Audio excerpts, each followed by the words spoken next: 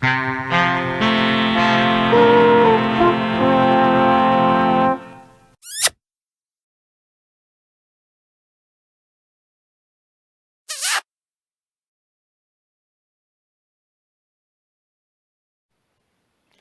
everyone, welcome back to the Runnymede Crafts online tutorials and to a special Valentine's Day edition of our series. Yes, it's that time of year again when everybody goes all mushy and flying each other chocolates and flowers and goodness knows what else, but for me this thing's a bit run of the mill. But why go for the expensive flowers and the box of milk tray, and let's go for something handmade, like this Hugs and Kisses mug. Need very little materials for it. It's very easy to do, and you can, if you've left your Valentine's friends at the last minute, this is an absolute cinch. So all we need is one of these white mugs. I just bought these from a local supermarket, about £1 each, which I use for other projects I have on the shop and for other things you'll see on the channel a little bit later in the year. It doesn't have to be white. You can either go black or red. So there's loads of different colours, so you can sort of choose a colour to suit a particular taste of whoever the lucky royal goes going to get this this handmade gift. And to decorate it, we're going to use some of these. Now this one says glass, but this is what I've got available at the time. But excuse me. So in terms of your paint pens, now this is the important thing to look for when you're buying your paint pens. A lot of the porcelain ones, there are two types available. There's one which is called heat fix, which means you have to put the project in an oven for, I think it's about an hour from memory.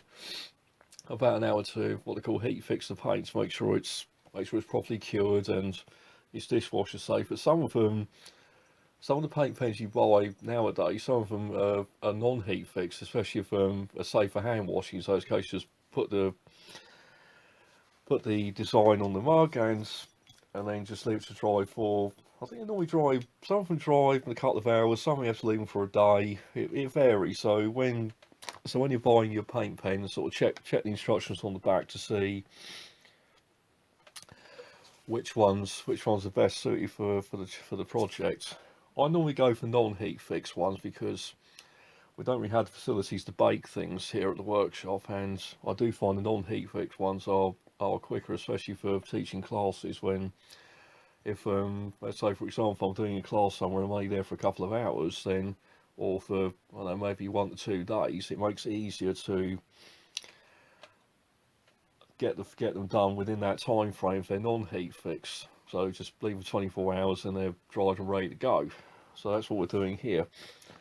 I would tend not to use the glass ones because they do have a tendency of they can sort of come off with warm water. So if it's if the mug's being done and it's decorated, it's going to be sort of for display, then you could use the glass ones.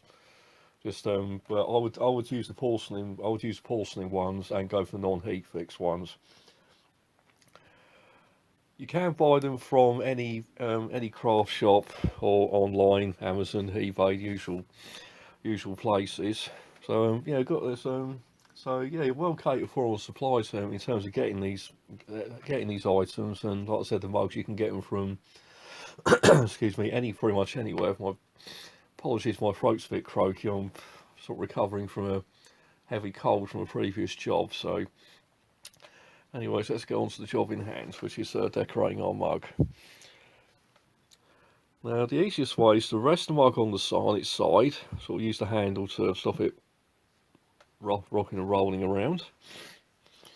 And what we're going to do is we'll take our paint pen. We're going to use a blue one. I've got like a sky blue here, and we're going to draw a noughts and crosses board on this, or I think the Americans call it, I think it's called tic-tac-toe, or some of us call it that, but I call it noughts and crosses because that's how I was, that's pretty much how I've known it when I was little. Used to be quite good at it now I think of it. Now you're probably all wondering back home while we're using a noughts and crosses board for a Valentine's Day project. Now I assure you there is method in my madness, there often is with craft. And this really is the key to why this here project is called a Hugs and Kisses mug. I'm just about to show you in just a moment. Also, in fact, there's a little story behind this one. This is one of the very earliest projects I designed for Runnymede Crafts Forerunner, which is the Helping Hands group, which is the craft and social group I started almost 6 years ago. In fact, yeah, 6 years ago. That's how I got started in the whole craft and working community bit in the first place. And this is one of the first ones I designed with some materials, a mug and some pens laying around, and just one day decided to design some activities for our clients. And this was one of the very early ones, in fact. And now here's to show why it's called a Hugs and Kisses mug. So what we're going to do is we're going to draw an X here. Now we all know that we put X's on text messages for kisses, don't we? And we're going to put a circle here, which is for a hug. And we're just going to repeat that pattern in the noughts and crosses boards as you would if you were playing the game. So we got there. Okay, let's put another hug there. You can never have too many hugs and kisses, especially in the way the world is nowadays. So much bad news in the world. I think lots of hugs and kisses very much welcome. And another one there, like so.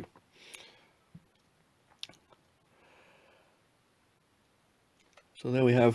So we have our Hugs and Kisses board, our noughts and crosses board. Now we're just going to leave that to dry for a few moments. So you could paint just one side, or you could do both sides as well. I don't think it takes so long to dry. I think it's only. So just see how that's doing. Then we just turn it over.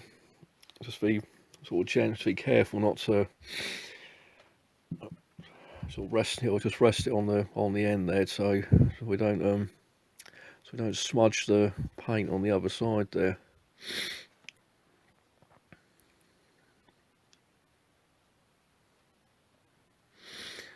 There we go. That's that one.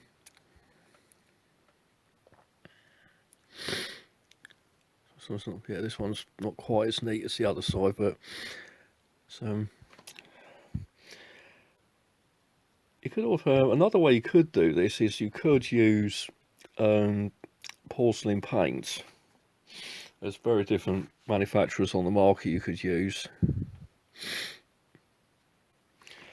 And you could paint them on by hand. So I think if you were going to go that route and paint it on by hand, I would use masking tape to do the actual noughts and crosses board. So if you're not very confident doing straight lines, which I'm not too bad at, and I think it's just a case of a bit. It's because the porcelain's, I think the porcelain's quite slippery, so that's probably why the pen sort of slips a little bit. So, and also these are glass ones, so the paint's slightly different than, the glass ones, the paint's slightly different. That's why it's slipping around a little bit.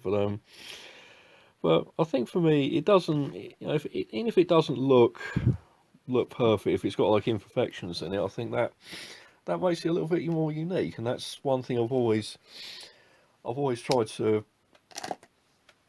instill in a lot of my learners very early on, especially people that are new to craft. If it's if there are little imperfections in it, it doesn't matter, especially if it's their first time at bat, first time doing stuff like this. You're not going to be an expert straight away. I mean, I've been doing this for over 5 years, and even I sometimes make mistakes with things. So it's part of the whole exploring the whole creative side of craft, trying things out. If it works, great, and if not, then there's probably a reason for it. I mean, not sort of not working out. Just I think that's how we grow, isn't it? And my golden rule is there's never a silly question in craft. If I do things one way, then there's probably a reason for it. and I probably haven't explained it. That's long and short of it. But anyway, so I'm rambling a little bit today. Um, so there's our Hugs and Kisses mug. So that was quite fun actually. Yeah, that's just like the first one I designed all those years ago. And so as before with the mug there, just leave the paint to dry. If it is a heat fixed one, just follow the instructions on the paint. So I think it's normally put in the oven for, I think, 40 minutes to an hour.